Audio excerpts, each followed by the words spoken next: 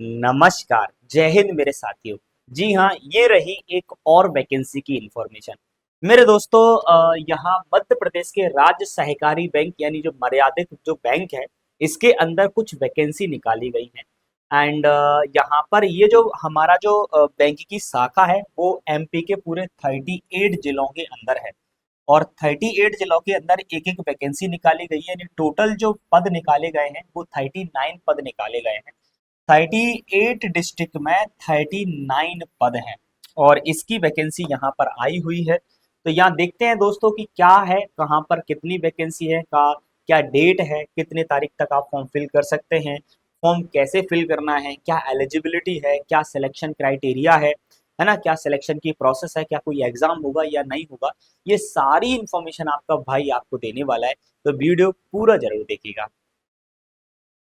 पहले तो important date की बात कर लेते हैं साथियों। तो यहाँ ऑनलाइन आवेदन प्रस्तुत करने की जो तिथि है वो 4 सितंबर से आपका आवेदन स्टार्ट हो जाएंगे और ये आवेदन चलने वाले हैं 18 सितंबर तक। ठीक है। एंड आवेदन शुल्क यहाँ पर कुछ भी नहीं है, बट यहाँ एमपी ऑनलाइन का जो पोर्टल चार्ज होगा वो 200 रुपये यहाँ लगेगा और कोई यहाँ कोई स्पेशली चार्ज यहाँ पर नहीं है। निर्धारित अर्हता की बात करें तो किसी भी मान्यता प्राप्त विश्वविद्यालय से आपने मार्केटिंग मार्केटिंग मैनेजमेंट किया होना चाहिए। एंड आपको कोऑपरेटिंग मैनेजमेंट आना चाहिए। एग्री बिजनेस मैनेजमेंट का आपके पास कोई डिग्री होना चाहिए। रूरल डेवलपमेंट मैनेजमेंट में एमबीए अथवा समकक्ष डिग्री आपके पास होना चाहिए, तो आप एलिजिबल हैं। अदरवाइज आप एलिजिबल नहीं है। अगर इनमें से कोई आपके पास डिग्री या डिप्लोमा है तो आप इसमें फॉर्म डेफिनेटली फिल कर सकते हैं, है ना। और आपके पास साथियों कंप्यूटर का नॉलेज होना चाहिए। एंड इसका जो वेतन होने वाला है वो 25,000 फिक्स रहेगा, है ना, कम ज्यादा नहीं रहेगा। आयु की जो सीमा है वो 21 वर्ष से 30 वर्ष होना चाहिए, यानी कम से कम आपकी आयु मेरे दोस्तों 21 वर्ष से लेकर मैक्सिमम 30 वर्ष होना चाहिए। इससे कम आपकी आयु नहीं होना चाहिए। ठीक है। एमपी ऑनलाइन माध्यम से कराए जाने वाले अभ्यर्थी के चयन हेतु निम्नानुसार निर्देश रहेंगे। क्या निर्देश रहेंगे तो सुनेगा। एंड दूसरा है साथियों की पहचान सत्यापन के लिए आप विद्यार्थी जो हैं, जब सिलेक्शन प्रोसेस होगा उनका, तो पैन कार्ड ला सकते हैं, पासपोर्ट, ड्राइविंग लाइसेंस वगैरह ये चीजें आप ला सकते हैं। ठीक है। चयन प्रक्रिया क्या होने वाली है साथियों, प्रत्येक अभ्यर्थी अपनी पसंद की सिर्फ एक जिला बैंक अथवा राज्य सहकारी बैंक के लिए आवेदन कर सकेगा। मतलब एक तो जिला बैंक के लिए और एक राज्य सहकारी बैंक के लिए। जैसे मैंने बोला था 38 बैंक जो शाखा है, जिला शाखा है, उसमें एक एक पद है। और एक राज्य सहकारी यानी डिस्ट्रिक्ट, जो हमारे पूरा पूरा डिस्ट्रिक्ट है उस, सॉरी क्षमा चाहता हूँ, जो हमारा राज्य है उसके लिए एक और शाखा है जिसे जिस सहकारी बैंक कहेंगे, तो उसमें एक पोस्ट है। तो आप या तो ओनली जिले के लिए भर सकते हैं या ओनली जो हमारा जो पद है सहकारी बैंक उसके लिए भर सकते हैं, या फिर आप दोनों के लिए आवेदन अप्लाई कर सकते हैं।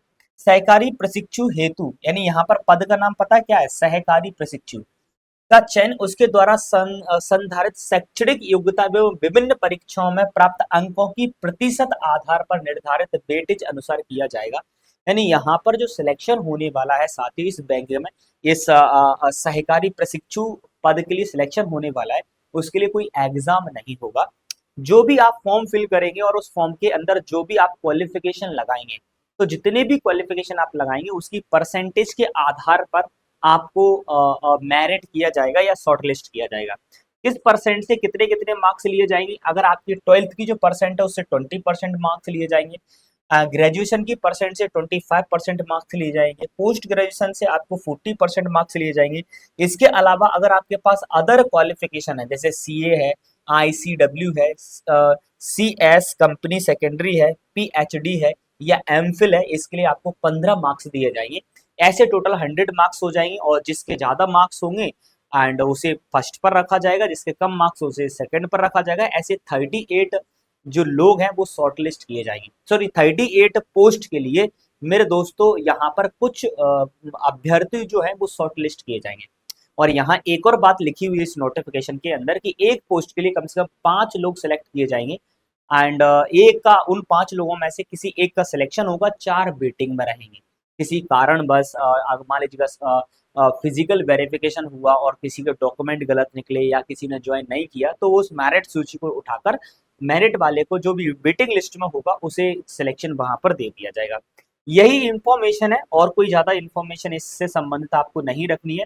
एंड ठीक है। एंड और ये जो वैकेंसी, एक और बात बता देता हूँ साथी, ये जो वैकेंसी है मेरे दोस्तों, ये वैकेंसी एक्चुअली में अस्थायी वैकेंसी है। अभी तो फिलहाल अस्थायी है, अगर बाद में स्थायी हो जाए तो कोई पता नहीं है, बाद में स्थायी भी हो सकती है, लेकिन फिलहाल ये वैकेंसी अस्थायी है।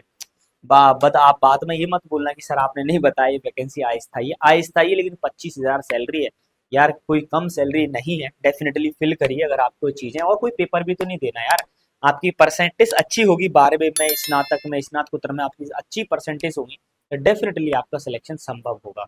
मिलता आपका भाई इसी प्रकार की नॉलेजेबल वीडियो में, तब तक के लिए जय हिंद दोस्तों, एंड हरे कृष्ण।